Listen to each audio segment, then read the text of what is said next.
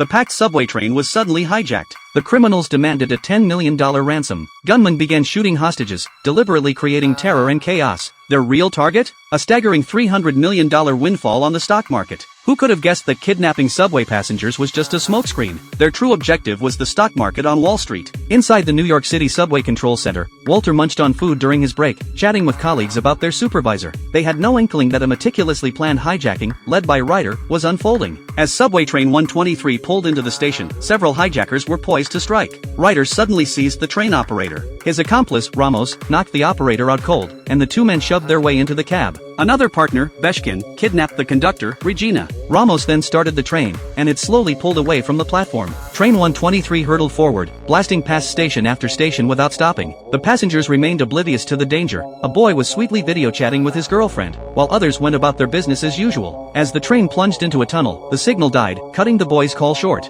The train rocketed past another station, again, no stop. Passengers began to sense something was wrong. Deeper into the tunnel, Ramos slammed on the brakes, bringing the train to a gradual halt. He forced the operator, Jerry, to hand over the brake key. Ramos then flashed a stolen ID badge he'd prepared earlier and headed towards the passenger cars. Walter noticed the train's erratic behavior and frantically radioed for a status update. But his calls went unanswered. Ramos reached the rear cars, took the conductor's keys, unlocked the coupler, and separated the locomotive from the passenger cars. The disconnected cars began slowly drifting backward under their own momentum. On the control center's massive screen, the sight of the separated train sent a jolt of panic through Walter. Passengers inside the drifting cars grew uneasy. "Why are we moving backward?" one wondered aloud. A plainclothes officer glanced out the window, immediately alarmed by the train's bizarre trajectory, and stood up to investigate. "Cop coming," Beshkin urgently warned his partners. Forced to act, the hijackers opened fire, shouting threats at the terrified passengers, who cowered in their seats. Hearing gunshots echo through the tunnel, Walter urgently alerted security and instructed his colleagues to halt all other trains in the section. Police responding to the alarm swiftly surrounded the subway station exits, sealing off the 59th Street entrance completely.